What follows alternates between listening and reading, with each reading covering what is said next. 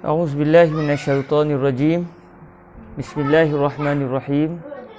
Assalamualaikum warahmatullahi taala wabarakatuh. Alhamdulillahi rabbil alamin wassalatu wassalamu alal habibil mustafa sayyidina wa maulana Muhammadinil karim wa ala alihi wa itratihi wa ashabihi ajma'in. Asyhadu an la ilaha illallah wahdahu la syarikalah wa asyhadu anna habibana wa sayyidana wa maulana Muhammadan abduhullahi wa rasuluh wa safiyuhu min khalqihi wa habibuh addal amanah wa ballagar risalah wa nasahal ummah wa kashafallahu bil ghummah. Allahumma salli wa sallim wa zid wa barik ala habibina wa sayyidina wa maulana Muhammadin wa ala ali sayyidina Muhammad, amma ba'd. Alhamdulillah, kita sama-sama mengucapkan terima kasih kepada Allah Azza wa Jalla.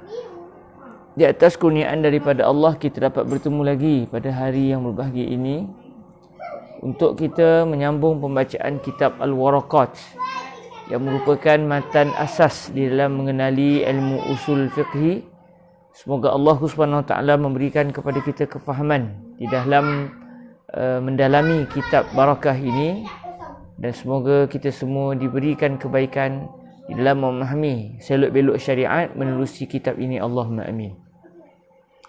Para hadirin sidang pendengar yang dirahmati Allah Subhanahu Wa Taala, di dalam pertemuan yang lepas kita telah pun berkenalan dengan 3 jenis qiyas, iaitu qiyasul illah, qiyasul dilalah ataupun ad-dalalah, dan yang ketiga adalah qiyasul syabah. Dan alhamdulillah kita telah pun meneliti setiap satu daripada 3 jenis qiyas ini. Pada hari ini insya-Allah kita akan masuk kepada syarat-syarat yang telah dinyatakan dalam kitab ini bagi al-qiyas. Walaupun ia bukanlah semua syarat-syarat bagi al-qiyas, namun saya tak langsung kita mempelajari juga beberapa syarat yang perlu untuk sama-sama kita tahu di dalam perbahasan qiyas. Sebelum kita berbincang panjang, penting untuk disebutkan tentang al-qiyas, bahawa al-qiyas memiliki 4 rukun. Qiyas memiliki 4 rukun. Saudara Abdul Halim memberikan salam kepada kita. Waalaikumsalam warahmatullahi wabarakatuh. Qiyas memiliki 4 rukun. Yang pertama al-aslu, yang kedua al-far'u, dan yang ketiga al-illah, manakala yang keempat adalah al-hukmu. Yang pertama al-aslu, iaitu masalah lama yang dinyatakan hukumnya, masalah lama. Al-far'u, masalah baru yang tidak dinyatakan dengan jelas akan hukumnya. Al-illah, penyebab yang menyebabkan hukum masalah lama itu berhukum dengan hukum bagian-bagian. Illah, penyebab kepada munculnya hukum. Dan yang keempat adalah al-hukmu. Sebagian ulama berpendapat masuk al-hukmu di sini iaitu hukmul asli, hukum bagi masalah lama. Ada juga yang mengatakan maksud dia hukum bagi masalah baru. Yang penting maknanya adalah hukum, hukum bagi masalah lama. Dan kalau qiyas itu benar, maka ia juga akan membawa kepada hukum yang sama bagi masalah yang baru. Jadi ada 4, al-aslu, al-far'u, al-illah dan juga al-hukmu. Ini adalah merupakan 4 asal ataupun 4 rukun bagi qiyas. Kalau tidak ada salah satu daripada 4 ini, maka tidak berlakulah al-qiyas. Jadi insya-Allah menerusi pembelajaran kita pada hari ini, kita akan meneliti satu persatu berkenaan dengan rukun-rukun ini, dengan dinyatakan juga syarat-syarat yang berkaitan dengan setiap rukun. Walaupun buku ini bukanlah menceritakan semua, tetapi saya tak langsung sebagai mukaddimah, kita mempelajari jugalah berkenaan dengan 4 rukun ini dan beberapa syarat yang berkait dengannya. Bismillahirrahmanirrahim. Isnadina al-muttasil ila sayyidina al-imam Imam al-Haramain al-Juwaini Abil Ma'ali Abdul Malik ibni Abi Muhammad Abdullah ibni Yusuf al-Juwaini an-Naisaburi rahimahullahu subhanahu wa ta'ala wa nafa'anallahu bi'ulumihi wa ulumi masyayikhihi wa talamizatihi wa qurra'i waraqatihi wa sa'iri musannafatihi wa syurrahiha. Allahumma amin. Qala rahimahullahu azza wa jal wa min syartil far'i an yakuna munasiban lil asli wa min syartil asli an yakuna sabitan bidalilin muttafaqin alaihi bainal khasmain wa min syartil illati an tattarida fi ma'lulatiha fala tantaqidu la lafzan wala ma'nan wa min syartil hukmi an yakuna mislal illati fin naf'i wal isbat wal illatu hiyal jalibatu lil hukmi wal hukmu huwal majlubu lil illah. Jadi ini adalah dinyatakan berkenaan dengan rukun-rukun bagi qiyas dan dinyatakan juga beberapa syarat yang perlu ada bagi setiap rukun. Jadi kita lihat yang pertama, wa min syartil far'i. Jadi kita pun tahu salah satu rukun bagi al-qiyas adalah al-far'u. Al-far'u iaitu masalah lama, masalah baru yang timbul yang tidak pula dinyatakan oleh Allah ataupun Nabi alaihi salatu wasalam akan hukum bagi masalah baru ini secara langsung. Okey. Dipanggil al-far'u. Al-far'u. Ambil sebagai contoh, katakan kita bawa sebagai contoh tentang arak. Sebentar. Muhammad dengan Ahmad. Suara Ahmad kuat sangat. Bapa tengah mengajar. Sama ada pergi bilik lain ataupun jangan bercakap kuat. Okey. Jadi sebagai contoh arak. Arak hukumnya jelas disebut oleh Allah Subhanahu Wa Taala dan juga Nabi alaihi salatu wasalam. Allah Ta'ala berfirman, innamal khamru wal maisiru wal ansabu wal azlamu rijsum min amali syaitan fajtanibuh. Daripada ayat ini Allah Ta'ala telah mengharamkan arak. Allah telah mengharamkan arak. Okey. Timbul dalam masalah zaman kita hari ini satu benda yang dia bukan arak, tetapi ia mempunyai sebab yang sama dengan arak. Kita kata dadah. Dadah pada hari ini, dadah bukan arak. Okay? Sebab arak adalah cecair. Dadah pula kadang-kadang bersifat pil. Pil ataupun suntikan dan sebagainya. Jadi, walau bagaimanapun, ada satu persamaan di antara arak dan juga dadah. Walaupun dadah bukan arak, arak bukan dadah. Tetapi kalau kita tengok, pada masalah baru iaitu dadah ni dia ada munasabah, dia ada persamaan, dia ada kaitan kesesuaian dengan masalah yang lama. Dadah tidak disebut hukumnya oleh Allah dan juga Nabi secara langsung, manakala arak disebut hukumnya. Pun begitu, walaupun masalah baru ini tidak dinyatakan hukumnya oleh syarak, kita mendapati bahawa ada kesesuaian untuk disamakan di antara arak dan juga dadah. Iaitu kedua-duanya menyebabkan akal orang yang mengambilnya hilang. Akalnya hilang. Jadi kalau kita tengok arak diharamkan kerana dia membawa kepada izalatul aql, menghilangkan akal. Manakala dadah juga membawa kepada hilangnya akal. Jadi kalau kita tengok ada munasabah, ada kesesuaian di antara arak dan juga dadah. Arak sebagai al-aslu, manakala dadah sebagai al-far'u, iaitu masalah baru. Syarat yang disebut oleh Imam Al-Haramain di sini, kata beliau, di antara syarat bagi al-far'u, iaitu masalah yang baru timbul, hendaklah masalah yang baru timbul itu ada kesesuaian, ada sesuai dengan masalah yang lama. Maksud dia ada kesesuaian dengan masalah yang lama. Maksud dia antara mereka berdua ada illah yang saling menghubungkan. Ada illah yang saling menghubungkan di antara masalah lama dengan masalah baru. Okey, jadi inilah yang dimaksudkan dengan masalah baru itu hendaklah bersesuaian dengan masalah lama. Bersesuaian dari sudut apa? Dari sudut masalah baru dan lama berkongsi dari sudut illah, dari sudut illah. Jadi apabila illahnya sama, maka menjadi satu kesesuaian untuk hukum bagi al-far'u, iaitu masalah baru, menjadi seperti hukum bagi masalah lama. Okey, ini yang dimaksudkan dengan yang pertama, wa min syartil far'i an yakuna munasiban lil asli. Jadi kita telah pun meneliti dua perkara, dua rukun, iaitu al-aslu dan juga al-far'u. Jadi sekarang kita masuk kepada al-far'u, iaitu masalah baru yang tidak dinyatakan hukumnya dengan jelas oleh syariat. Namun apabila apabila masalah yang baru ini mempunyai kesesuaian dengan masalah yang lama, masalah lama ni kita panggil sebagai al-aslu, maka ketika itu sesuailah ataupun kenalah syarat bagi al-far'u. Okey, adakah boleh dikiaskan terus? Kita kena tengoklah syarat-syarat yang lain. Qala Sayyidina Imamul Haramain Al-Juwaini rahimahullahu azza wa jal, wa min syartil asli an yakuna thabitan bidalilin muttafaqin alaihi bainal khasmain.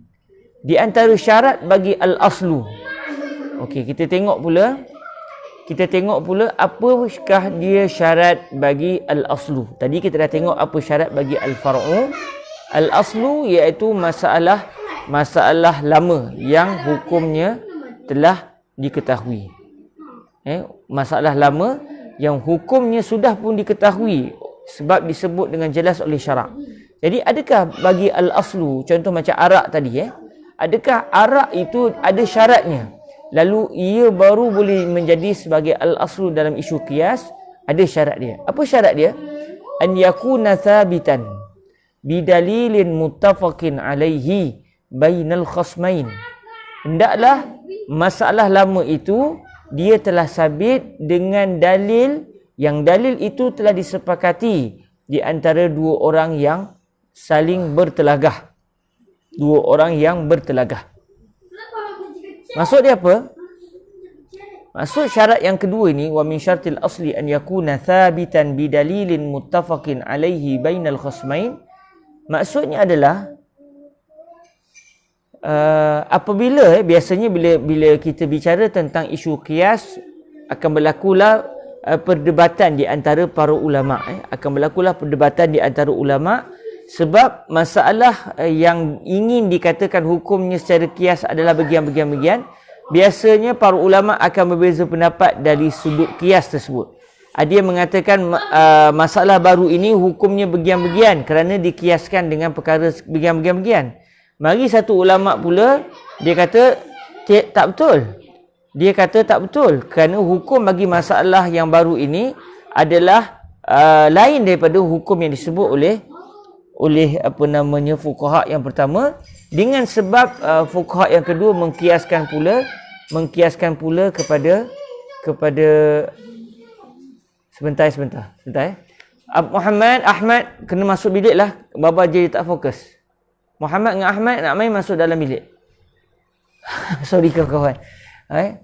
Anak-anak dia main pula kuat suaranya sampai saya pun tak fokus.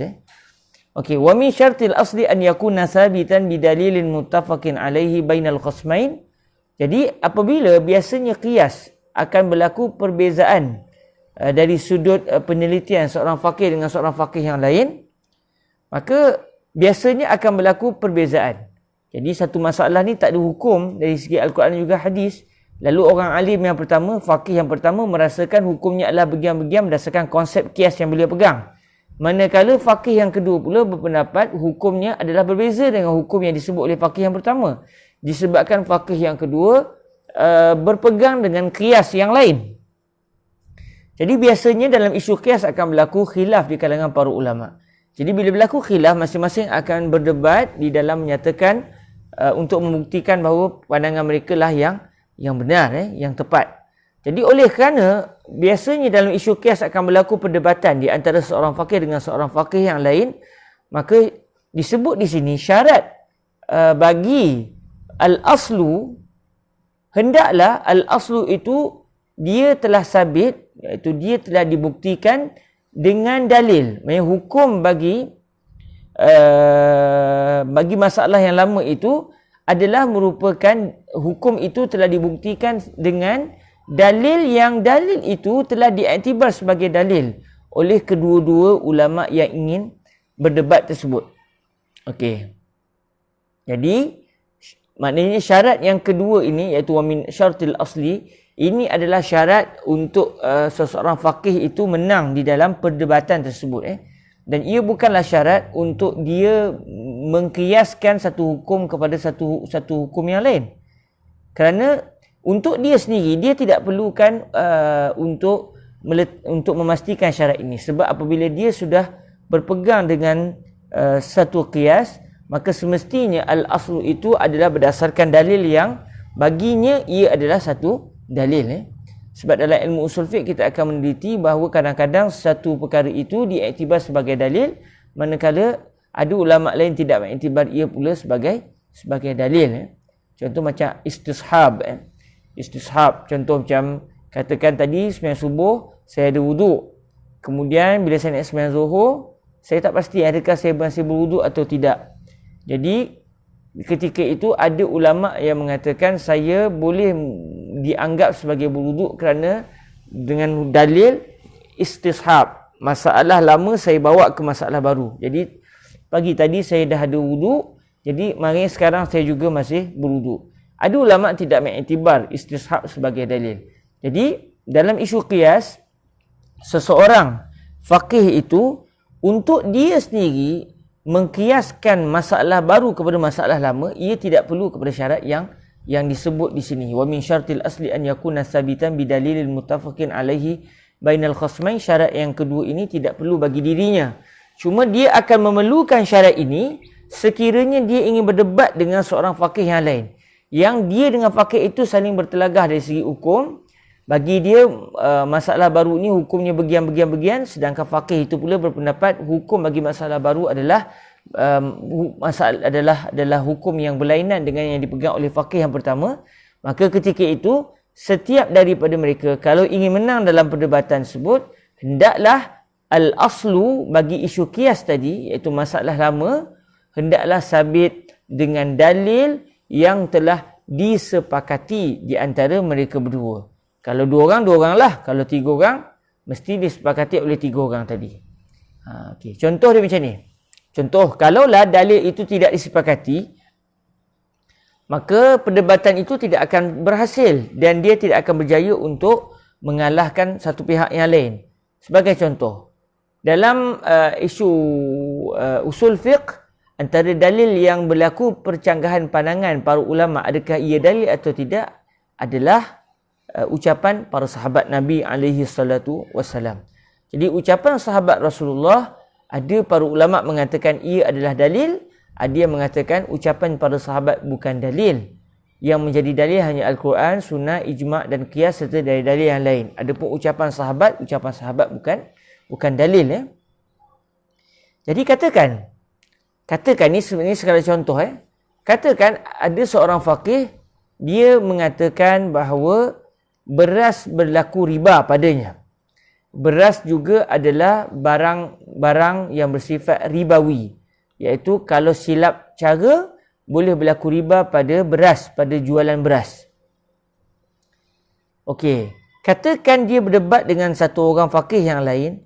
Faqih yang kedua mengatakan beras tidak berlaku riba padanya. Ini contoh yang saya andai-andaikan untuk memudahkan kita faham syarat yang kedua ini.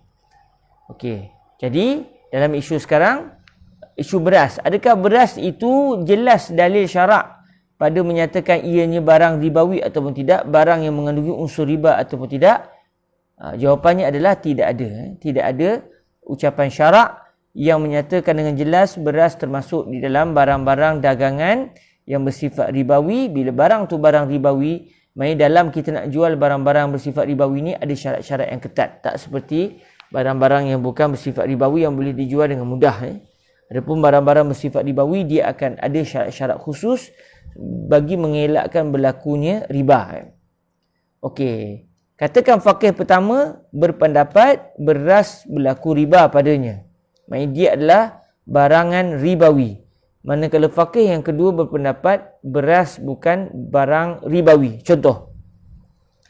Jadi akhirnya mereka akan berdebat. Setiap seorang akan mengenengahkan hujah masing-masing untuk mengatakan pandangannya adalah tepat berdasarkan dalil bagian-bagian. Jadi katakan faqih yang kedua yang mengatakan beras bukan barang ribawi, apabila dia disebut kepada faqih yang pertama, apa buktimu? Apa dalilmu yang mengatakan beras adalah barangan ribawi? Lalu kata faqih yang pertama, contohnya, ni saya andai-andaikan contohnya. Contohnya faqih yang pertama kata, saya sebenarnya menggunakan konsep qiyas. Okey. Bila qiyas maknanya beras masalah baru yang tidak ada hukum, lalu kamu nak samakan dengan masalah lama yang ada hukum.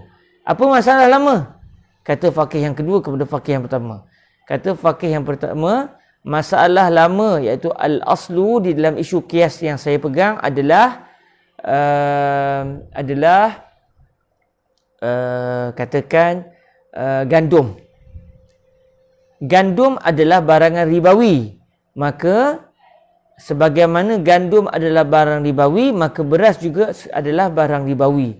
Kerana gandum adalah makanan ruji, beras juga makanan ruji. Ini contoh.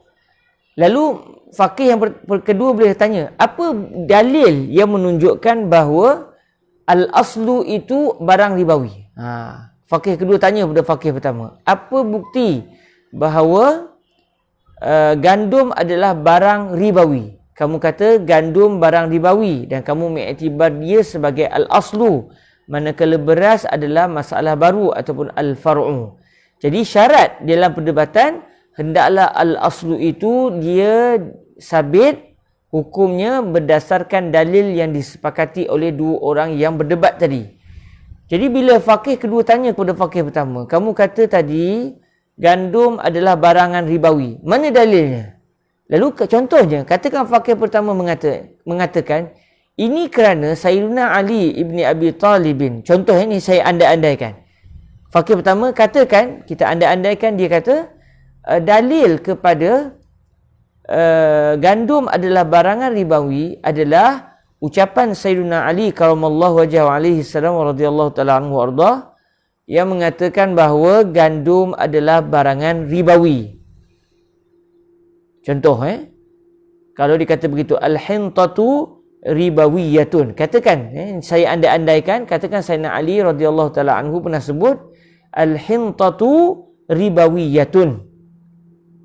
Jadi kata faqih yang pertama, inilah dalil yang menunjukkan bahawa gandum adalah barang riba. Iaitu dalilnya ucapan Sayyidina Ali. Jadi apabila dia sebut dalilnya adalah ucapan Sayyidina Ali, faqih yang kedua kebetulannya berpegang kalam sahabat bukan dalil. Apabila faqih kedua berpegang ucapan sahabat bukan dalil, faqih yang kedua boleh menolak cara kefahaman qiyas oleh faqih yang pertama dengan mengatakan, kamu kata gandum adalah barangan ribawi berdasarkan kalam Sayyidina Ali. Kamu nak kata kalam Sayyidina Ali adalah dalil. Mohon maaf, bagi saya kalam Sayyidina Ali bukan dalil. Kerana kalam sahabat Nabi SAW bukanlah dalil. Jadi ketika itu, dalil yang dipegang oleh faqih yang pertama tidak diiktibar sebagai dalil oleh faqih yang kedua. Kalaulah perkara ini yang berlaku, maka perdebatan itu tidak akan dapat selesai. Kerana faqih yang pertama tidak akan dapat menundukkan faqih yang kedua. Kerana dalil yang dipegang oleh faqih yang kedua, dalil yang dipegang oleh faqih yang pertama bukanlah dianggap sebagai dalil oleh faqih yang kedua. Jadi sebab itu syarat yang kedua yang disebutkan oleh Imam Al-Haramain di sini, wa min syartil asli an yakun thabitan bidalilin muttafaqin alaihi bainal khasmain. Syarat ini khusus ketika perdebatan. Tapi bagi untuk seseorang faqih berpegang dengan pandangan dirinya sendiri, bukan dengan tujuan untuk menundukkan faqih yang lain, syarat yang kedua ini tidak perlu. Contoh dalam isu tadi, faqih yang pertama berpegang bahawa gandum adalah barangan ribawi berdasarkan ucapan Sayyidina Ali, dan beliau berpendapat kalam sahabat adalah dalil. Maknanya bagi dia sendiri dan juga para pengikutnya, maka qiyas yang dia pegang adalah benar. Kerana qiyas yang dipegang iaitu al-aslu punya dalil. Dan ucapan sahabat bagi dirinya adalah dalil. Maka qiyas yang dia pegang adalah benar bagi diri dia dan dia boleh berpegang. Kerana dia berpegang bahawa ucapan sahabat adalah dalil. Jadi untuk dia sendiri menggunakan ataupun menjadikan masalah baru disamakan hukumnya dengan hukum masalah lama, tidak perlu kepada syarat yang kedua ini, kerana semestinya seseorang faqih apabila ingin menggunakan konsep qiyas, maka al-aslu mesti memiliki dalil yang diiktibar oleh si faqih tersebut. Tapi kalau nak berdebat, dan bila berdebat kita nak menundukkan pandangan orang lain, kita nak orang lain terima pandangan kita, maka semestinya al-aslu yang kita ingin jadikan sebagai al-aslu, mestilah dalil bagi al-aslu merupakan dalil yang disepakati oleh kedua-dua orang yang berdebat tersebut. Jadi katakan sebagai contoh, faqih yang pertama berpegang ucapan sahabat Nabi adalah dalil. Faqih yang kedua pun sama, dia pun berpegang juga ucapan sahabat Nabi adalah dalil. Maka kalaulah begitu keadaannya, faqih yang pertama boleh menyatakan kepada faqih yang kedua, saya mengatakan gandum adalah barang ribawi berdasarkan ucapan Sayyidina Ali karamallahu wajhahu alaihi salam radhiyallahu taala anhu ardah, yang mengatakan bahawa beliau itu Sayyidina Ali mengatakan gandum adalah riba. Jadi ketika itu faqih yang kedua tidak dapat untuk menolak hujah faqih yang pertama, kerana faqih yang kedua pun berpandangan bahawa ucapan sahabat adalah dalil. Jadi syarat yang yang kedua yang disebutkan di sini adalah syarat yang khusus ketika perdebatan. Okey, ada seorang sahabat kita tanya, rak besi biru Taiping, ustaz kat Mesir dah ke atau masih di Perak? Saya dalam beberapa detik sebelum berlaku PKP di Perak. Sekarang kami berada di Kuala Kangsar. Saya kalau ada rezeki mungkin akan balik ke Mesir setahun lagi. Kalau ada rezeki, nak bawa keluarga semuanya tu perlukan kos sikit lah. Jadi mungkin dalam setahun lagi paling cepat, atau mungkin dalam tempoh 2 tahun sambil-sambil nak menunggu isu COVID ni reda sikit, barulah kami akan pulang semula ke Mesir, insyaAllah. Doakanlah. Okey, selesai kita syarat yang kedua bagi al-qiyas. Jadi syarat yang pertama iaitu al-far'u, masalah yang baru hendaklah punya munasabah dengan masalah yang lama. Punya munasabah tu maksud dia boleh untuk dia mempunyai perkaitan dengan masalah yang lama, iaitu dia berkongsi illah. Itu isu dia. Itu yang ingin disampaikan di sini. Masalah yang baru berkongsi illah yang sama dengan masalah yang lama. Syarat yang kedua pula, masalah yang lama iaitu al-aslu, hendaklah dalil bagi al-aslu, dalil yang diiktibar sebagai dalil oleh kedua-dua pihak yang bertelagah. Syarat yang ketiga, kita masuk kepada wa min syartil illati, iaitu kita masuk kepada rukun qiyas yang ketiga, iaitu al-illah. Kata illah ni kita boleh kata sebagai penyebab yang menyebabkan al-aslu itu hukumnya bagian-bagian. Sebab yang menyebabkan hukum bagi al-aslu adalah bagian-bagian. Contoh isu arak. Arak adalah haram. Kenapa dia haram? Okey, kenapa dia haram? Mari kita mula nak cari illah kepada pengharaman arak. Bila kita cari, antara dalilnya adalah Nabi SAW bersabda, kullu muskirin khamrun wa kullu khamrin haramun. Semua yang memabukkan adalah arak dan semua yang namanya arak adalah haram. Jadi tahulah kita pengharaman arak sebabnya adalah kerana cecair itu memabukkan. Maknanya al-iskar ataupun memabukkan itu adalah penyebab kepada pengharaman arak. Bukan kerana baunya busuk, bukan kerana ia cecair, bukan kerana ia berwarna dengan warna tertentu. Sebaliknya arak itu diharamkan kerana ianya membawa kepada mabuk, membawa kepada izalatul aql, membawa kepada penghilangan akal. Jadi illah adalah merupakan salah satu syarat bagi al-qiyas dan ialah sebenarnya rukun qiyas yang terpenting, iaitu al-illah. Sebab tanpa al-illah tidak akan berlaku al-qiyas.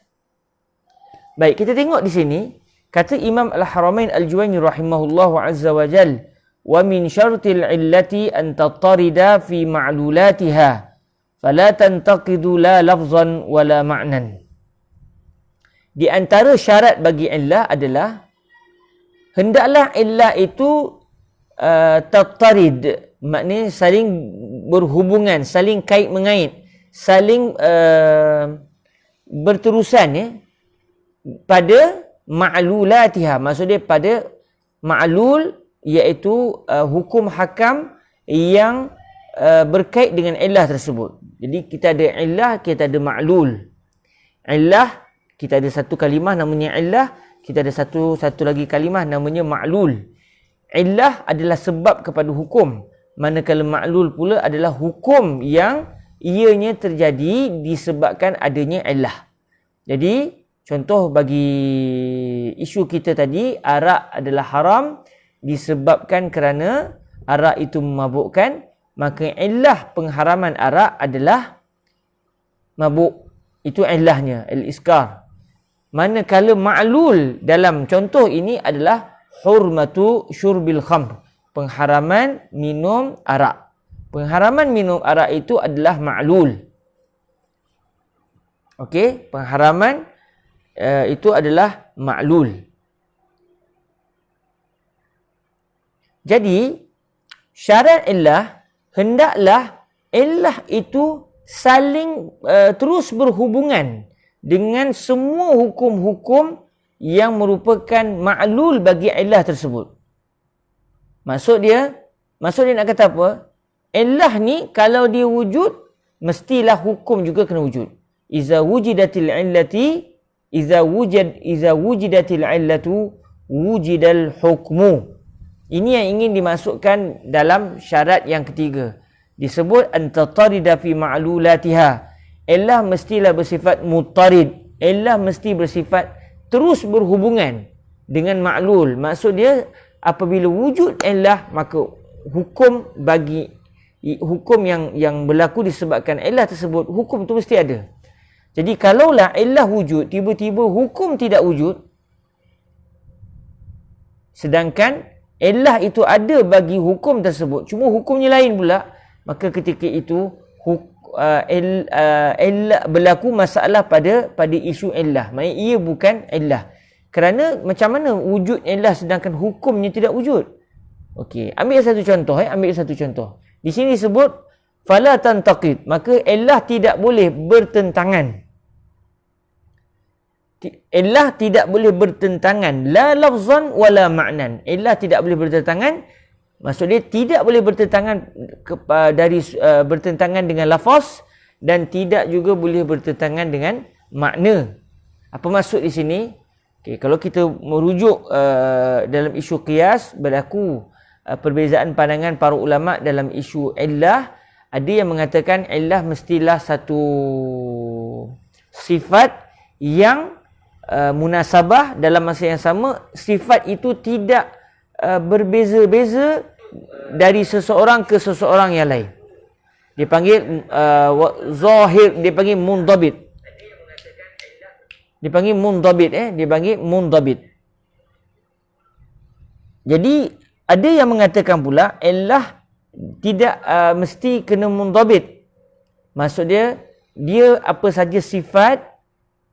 saja sebarang sifat yang munasabah, sekalipun sifat itu di sisi seseorang tidak sama dengan orang yang lain, tetap ia juga dinamakan sebagai illah.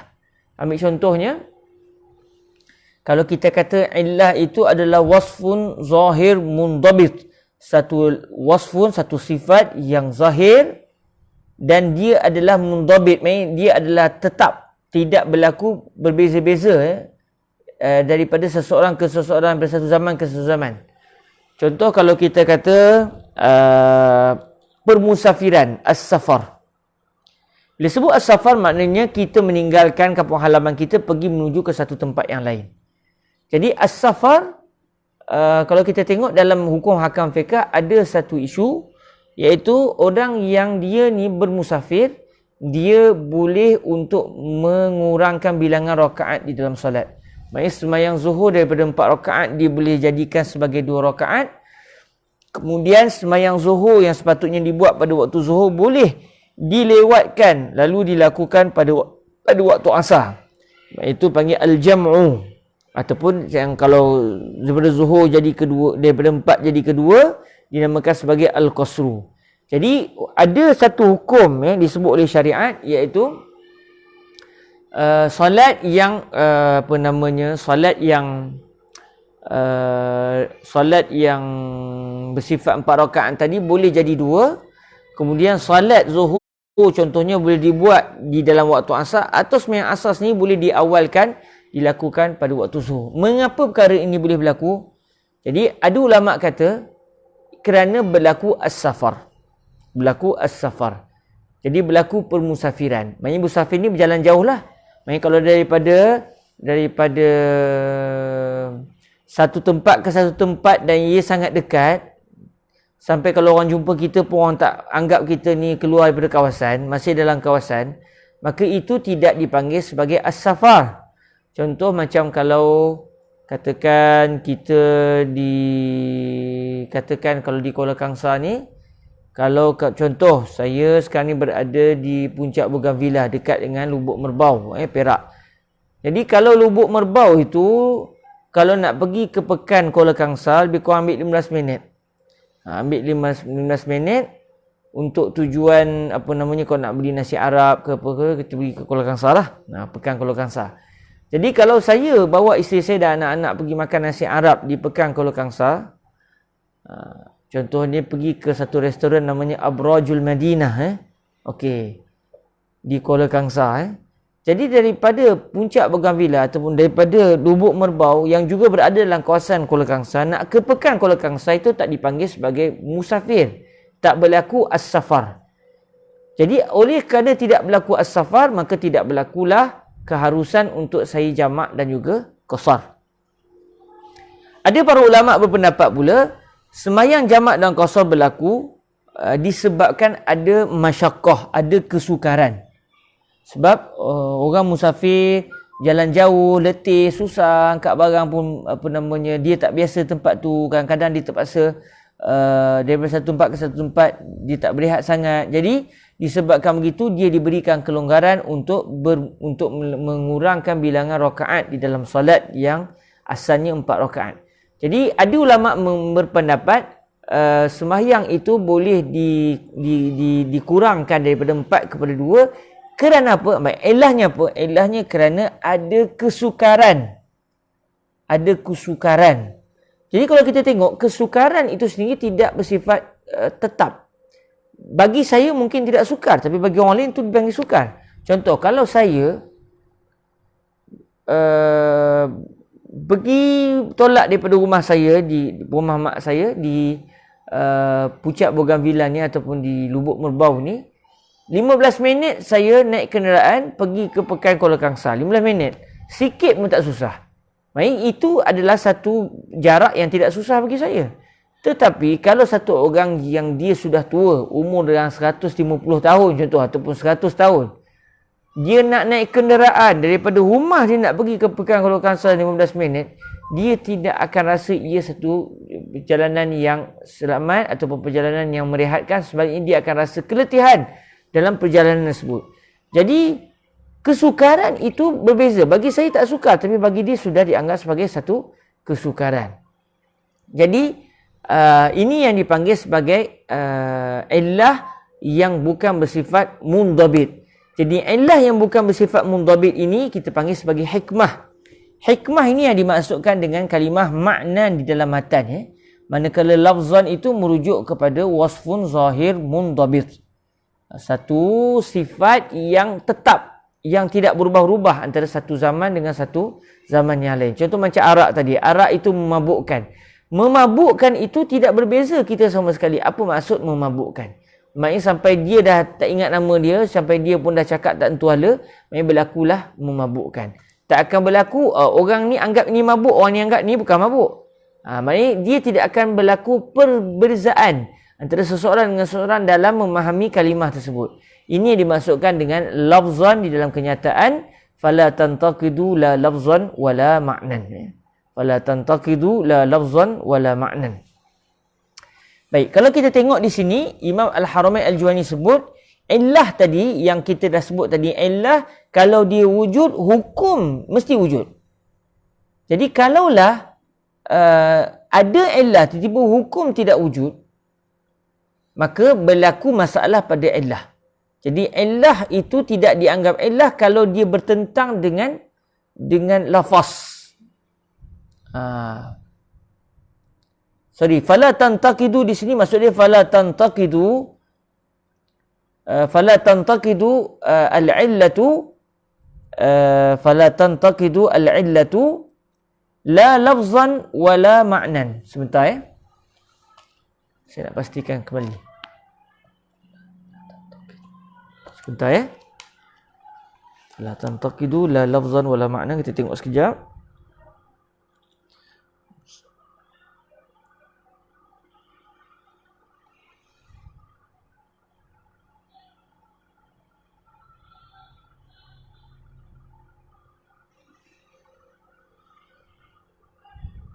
Okey. Jadi kalau begitu tuan-tuan yang rahmati Allah, di sini antatarida fi ma'lulatiha fala tantaqidu la lafzan wala ma'nan. Kalau di sini maksud dia fala tantaqidu al ma'lulat la lafzan wala ma'nan. Dia akan jadi pinjam satu pen apa? Mana pen tadi? Pen biru tidak ada? Ada. Berapa tadi? Tak apalah, aku tak ada, tak apalah. Maksud dia fala tantaqidu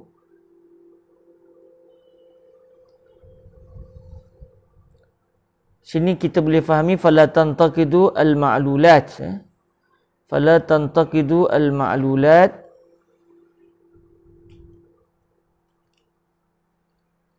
boleh juga difahami fala tantaqidu al-illatu la min haisu innahu lafzun wala min haisu innahu ma'nan. Boleh juga begitu Jadi cuma yang nampak di sini secara zahirnya fala tantaqidu al-ma'lulatu la lafzan ay fala tantaqidu al-ma'lulatu lafzal illah wala ma'nal illah. Itu yang nampak jelas di sini Jadi maksud di sini hukum yang dipanggil sebagai maklul tadi tidak boleh bertentangan dengan lafaz illah dan tidak boleh juga bertentangan dengan makna illah. Maksud dia tidak boleh illah wujud tetapi hukum tidak wujud. Illah wujud tetapi hukum tidak wujud. Okey, kita ambil contoh la lafzan la lafzan wala ma'nan. Okey, kita ambil contoh. Sebagai contoh, kalau kita tanya kepada para fuqaha kita, seseorang yang membunuh seseorang dengan menggunakan batu, la qadarallah, satu orang ambil batu besar hempuk kepada satu orang, matilah orang tu. Okey, orang yang membunuh akan dijatuhkan hukuman qisas. Mengapa dia dijatuhkan hukuman qisas? Mari kita mula mencari illah. Mengapa dia dijatuhkan hukuman qisas? Lalu kalaulah kita tanya kepada para fuqaha akan mencari illah. Sama ada memang illah tu disebut oleh syariat atau tidak disebut oleh syariat, tetapi akal yang membawa seseorang faqih untuk mengatakan illah bagi hukum adalah bagian-bagian. Okey, contohnya dalam isu ini, apabila kita tanya kepada seorang faqih, mengapa seseorang yang membunuh orang lain dengan menghempukkan batu ke kepalanya lalu mati yang dihempuk tadi, mengapa yang menghempuk itu akan dijatuhkan hukuman qisas? maka faqih akan mengatakan kewajipan hukuman qisas ke atas pembunuh kerana wujud qatlun amdun udwan. Wujud satu pembunuhan secara sengaja, dan pembunuhan secara sengaja ini atas sebab melampaui batas.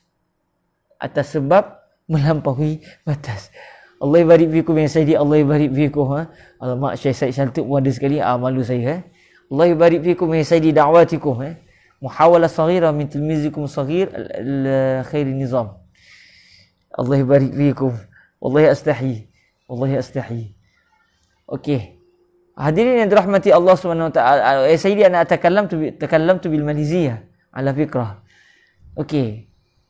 Balik kepada isu tadi, apabila kita tanya kepada seorang faqih mengapa orang yang membunuh tadi jatuhkan hukuman qisas, maka faqih pun sebut dia dijatuhkan hukuman qisas kerana berlaku pembunuhan secara sengaja dan bersifat melampaui batas. Ini adalah illah. Tiga perkara ini, gabungan tiga perkara ini adalah illah, adalah sebab kepada orang yang membunuh dijatuhkan hukuman qisas. Jadi apabila seorang faqih kata itu illah, orang yang mendengar ucapan ini, dia boleh menolak kenyataan si faqih tadi dengan cara dia mengkritik bahawa itu bukan illahnya. Kenapa? Kerana ada kadang-kadang keadaan berlaku qatlun, berlaku amd, berlaku udwan, berlaku pembunuhan, berlaku qatlun, berlaku pembunuhan secara sengaja, dan berlaku sikap melampaui batas. Pada satu keadaan tiba-tiba tidak pula orang yang membunuh dijatuhkan hukuman qisas. Contohnya, kalau seorang ayah membunuh anaknya, wali'ayazubillah min zalik, maka sebahagian para fuqaha akan mengatakan seorang ayah yang membunuh anaknya sendiri tidak dijatuhkan hukuman qisas. Sebaliknya, si ayah akan dijatuhkan hukuman lain selain pada hukuman bunuh balik. Jadi, kalau kita tengok seorang ayah yang membunuh anaknya, berlaku pembunuhan pula secara sengaja, dan berlaku pula melampaui batas, sikap melampaui batas, bukan dia bunuh secara tak sengaja, atau dia bunuh anaknya di dalam peperangan. Itu ada sebab. Sekarang berlaku pembunuhan sengaja, dalam masa yang sama ada unsur melampaui batas, iaitu pembunuhan itu tidak mengikut syariat. Jadi kalau kita tengok, berlaku illah dalam isu seorang ayah yang membunuh anaknya.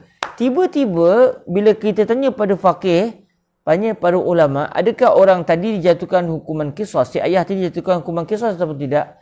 Maka si faqih tu akan kata ayah tadi tidak jatuhkan hukuman qisas.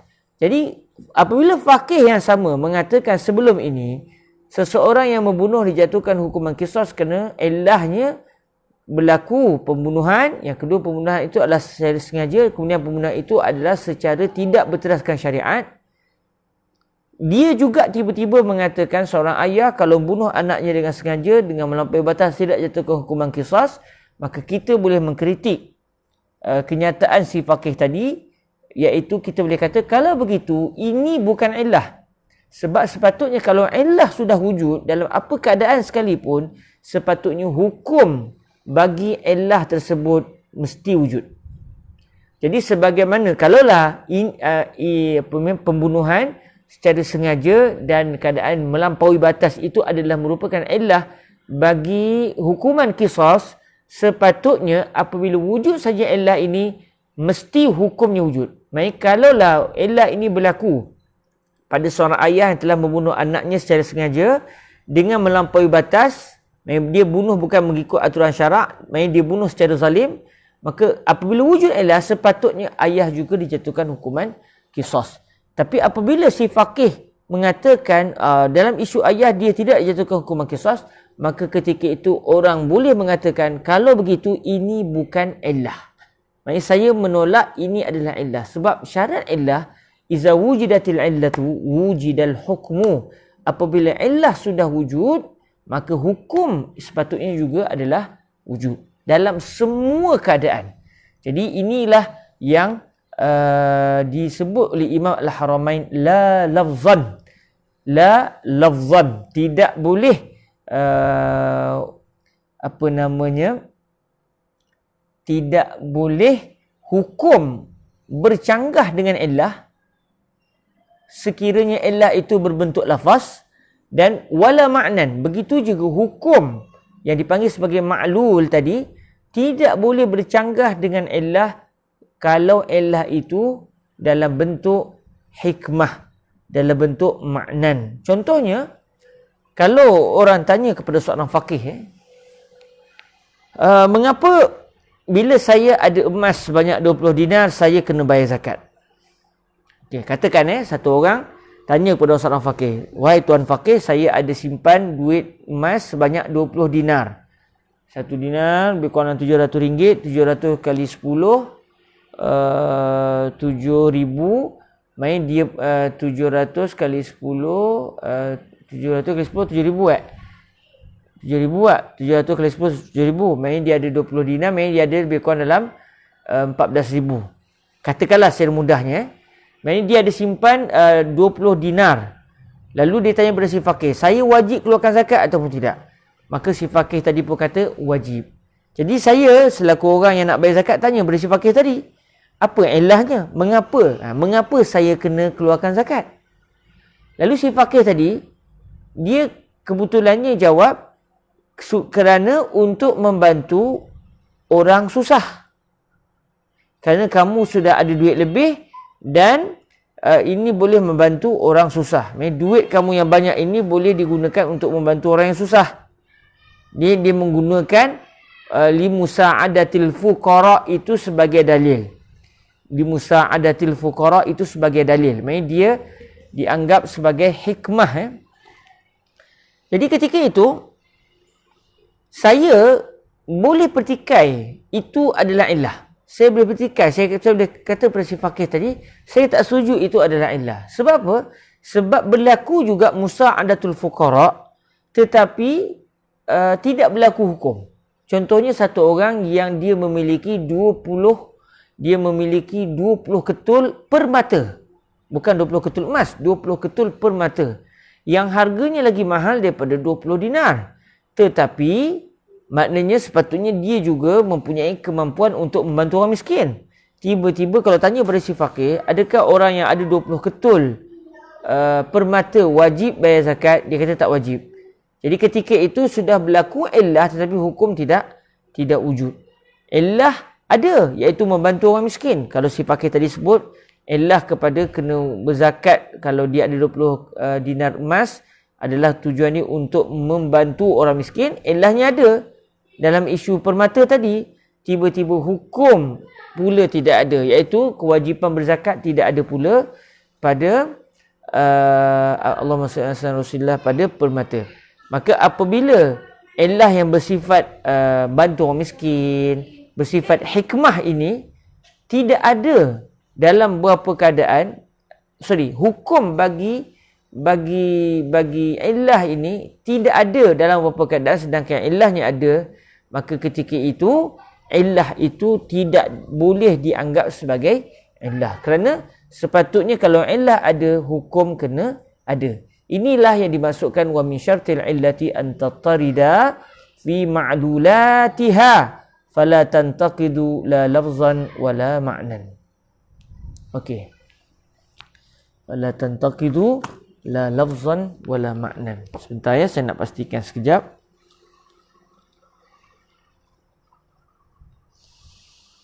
Allahumma salli ala al-habibul Mustafa.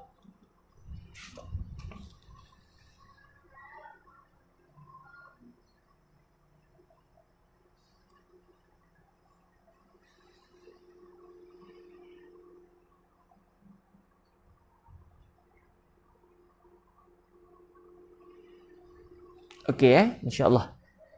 Baik, itu adalah syarat yang ketiga bagi illah. Itu adalah syarat yang ketiga bagi illah. Kita lihat pula syarat yang seterusnya, iaitu disebut pula syarat bagi al-hukm. Wa min syartil hukmi, syarat bagi hukum, iaitu hukum yang ada pada al-aslu, dan hukum ini juga sepatutnya kena ada bagi al-far'u kalau betul berlaku qiyas. Sebab qiyas adalah menjadikan masalah baru yang pada asalnya tidak dinyatakan hukum dengan jelas, kita jadikan masalah baru ini punya hukum seperti hukum masalah yang lama. Jadi disebut di sini wa min syartil hukmi ay yakuna mislal illati fi an-nafyi wal isbat. Di antara syarat bagi al-hukm, iaitu hukum bagi al-aslu dan juga hukum bagi al-far'u, syarat dia hendaklah ia seperti illah. Hukum hendaklah seperti illah pada penafian dan pada pengisbatan. Pada nafi dan pada isbat hendaklah seperti illah. Maksud dia apa? Hukum hendaklah seperti illah. Kalau hukum, kalau illah ada, hukum kena ada. Kalau illah tak ada, hukum juga kena tidak ada. Maksudnya dia hendaklah seperti illah dari sudut penafian dan juga pengisbatan. Maksud dia hukum mengikut illah pada kewujudan dan pada ketiadaan. Maknanya kalaulah hukum wujud, sepatutnya illah juga kena ada. Kalau hukum tidak wujud, illah juga sepatutnya tidak wujud ketika itu. Kerana hukum mengikut illah dari sudut kewujudan dan ketiadaan. Jadi syarat yang keempat ini dia sebenarnya saling berkait dengan syarat yang ketiga. Cuma syarat yang ketiga kita bincang dari sudut illah. Illah mesti, kalau syarat ketiga tadi, illah mesti kewujudannya menyebabkan wujud hukum. Jadi itu syarat illah. Illah mesti, kalau illah ada, hukum kena ada. Tapi kalau syarat yang keempat dia nak bagi tahu hukum mesti ada kalau ada illah. Kalau hukum tidak ada, illah tidak ada. Maksudnya kalau kita tengok syarat ketiga dengan empat ni saling berkait. Cuma kita pandang dari sudut apa? Kalau kita pandang dari sudut illah, kita kata di antara syarat illah adalah illah, kalau ada illah mesti hukum kena ada. Kalau kita tengok di syarat yang keempat pula, dia nak bincang dari sudut hukum. Kalau betul itu adalah hukum yang berkait dengan isu qiyas tadi, sepatutnya kalau hukum itu ada, illah juga kena ada. Kalau hukum tidak ada, illah juga tidak ada. Sebab apa? Sebab hukum menurut illah. Jadi at-tabi'u tabi', yang mengikut hendaklah mengikut. Jadi apabila hukum sudah wujud dan kita kata ini adalah hukum bagi qiyas, maknanya sepatutnya illah juga kena wujud sebab hukum dia menurut qiyas. Okey. Ini adalah syarat yang keempat. Lalu kata Imam Al-Haramain Al-Juwaini dalam nak menjelaskan betapa hukum itu mengikut qiyas, betapa hukum itu mengikut illah, manakala illah pula adalah yang diikut oleh hukum. Lalu kata Imam Al-Haramain, wal illatu hiyal jalibatu lil hukmi. Maksudnya ucapan wal illatu hiyal jalibatu lil hukmi wal hukmu huwal majlubu lil illah, ini adalah nak menjelaskan lagi syarat yang keempat yang sebelum ini disebutkan oleh Imam Al-Haramain, iaitu wa min syartil hukmi an yakuna mislal illati fin nafi wal isbat. Dihuraikan lagi oleh Imam Al-Haramain syarat yang keempat ini dengan menyatakan illah adalah yang membawa kepada wujudnya hukum. Illah lah yang menarik hukum.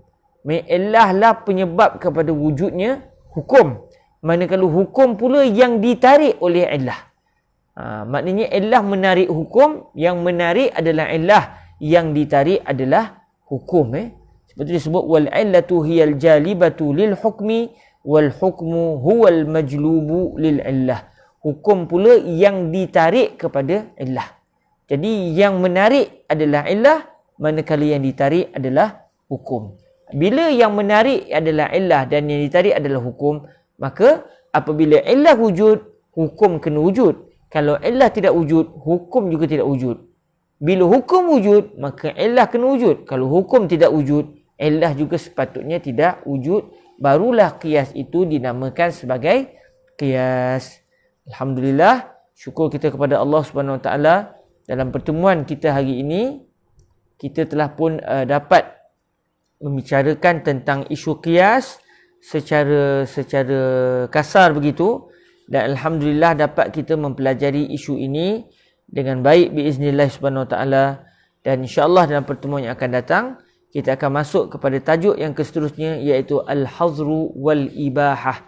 Yang biasa kita dengar al-aslu fil asya' al-ibahah, InsyaAllah dalam pertemuan akan datang kita akan meneliti adakah ia ataupun ucapan al-aslu fil asya' al-ibahah, adakah ucapan ini merupakan dalil bagi fiqh ataupun tidak. InsyaAllah kita akan bincangkan dalam pertemuan yang akan datang. Alhamdulillah perbahasan kita semakin hari semakin menarik dan berbaki lagi beberapa masalah kecil saja bagi kita al-waraqat. Mungkin dalam 5 pertemuan yang akan datang ataupun sekitar 5 ke 6 pertemuan mungkin kita akan mengkhatamkan kitab ini insya-Allah subhanahu wa ta'ala. Alhamdulillah Rabbil Alamin. Baik, saya ucapkan terima kasih kepada semua yang mendengar. Begitu juga dengan guru saya yang juga ada dalam majlis ini. Semoga diberkati Allah Subhanahu Wa Taala. Terima kasih semua. Marilah sama-sama kita menangguhkan majlis kita dengan kita berselawat ke hadrat baginda Nabi alaihi salatu wasalam. Dan dalam masa yang sama, insya-Allah pada hari Isnin ni saya akan diminta untuk membaca kitab Syarhul Jalal Al-Mahalli Adal Al-Waraqat. Kitab ini akan saya daurahkan dalam selama 7 hari. Setiap hari kita akan ambil masa 4 jam. Dalam ada majlis pagi, ada majlis petang. Maknanya dalam 14 majlis kita akan cuba mengkhatamkan kitab ini. Dan kitab ini sangat sesuai bagi kita yang telah pun mempelajari matan waraqat insya-Allah.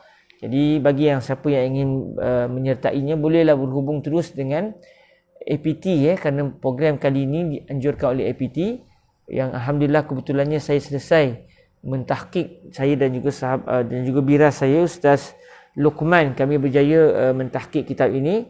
Insya-Allah kita akan membacanya pada hari Isnin nanti insya-Allah. Isnin, Selasa, Rabu, Khamis, Jumaat. Patut Isnin, Selasa kalau tak silap saya, ni berjadual begitu selama 7 hari insya-Allah. Sehari ada 2 sesi, maknanya kita akan mengambil masa sekitar 14 sesi untuk mengkhatamkan keseluruhan syarah Al-Imam Al-Mahalli. Cuma bila baca secara laju begitu, tidaklah sebagaimana kita baca matan waraqat satu-satu ni. Kita akan baca agak-agak laju sedikit, tapi sekurang-kurangnya ianya dapat memberikan gambaran kasar kepada mereka yang tidak punya kesempatan waktu yang panjang untuk meneliti matan waraqat dan juga kitab usul fiqh secara halus, tapi mereka nak tahu juga secara kasar tentang ilmu usul fiqh, insya-Allah bolehlah sama-sama menyertainya pada pertemuan yang dianjurkan oleh APT insya-Allah pada hari Isnin depan biiznillah subhanahu wa taala. Saya ucapkan terima kasih kepada semua yang mendengar, semoga diberkati Allah Subhanahu wa taala. Kita tangguhkan majlis kita dengan kita berselawat ke hadrat baginda Nabi Muhammad sallallahu alaihi wasallam. Semoga Allah terus menerus memberikan kepada kita peluang untuk dapat menuntut ilmu dengan baik. Allahumma amin. Allahumma salli afdala salatin ala as'adi makhluqatika sayyidina Muhammadin wa ala alihi wa sahbihi wa sallim adada ma'lumatika wa midada kalimatika kullama zakaraka dzakiruna wa ghafala an zikrihil ghafilun. Allahumma salli afdala salatin ala as'adi makhluqatika sayyidina Muhammadin wa ala alihi wa sahbihi wa sallim adada ma'lumatika wa midada kalimatika kullama zakaraka dzakiruna wa ghafala an zikrihil ghafilun. Allahumma salli afdala salatin ala as'adi makhluqatika sayyidina Muhammadin wa ala alihi wa sahbihi wa sallim adada ma'lumatika wa midada kalimatika kullama zakaraka dzakiruna wa ghafala an zikrihil ghafilun. Subhanakallahumma wa bihamdik ashhadu an la ilaha illa ant astaghfiruka wa atubu ilaik. Bismillahirrahmanirrahim. Wal 'asr innal insana lafi khusr illa alladhina amanu wa 'amilus salihat wa tawasaw bil haqq wa tawasaw bis sabr. Jazakumullahu khairah. Bertemu lagi insya-Allah pertemuan yang akan datang. Aku qauli hadza wa astaghfirullah li wa lakum. Assalamualaikum warahmatullahi wabarakatuh.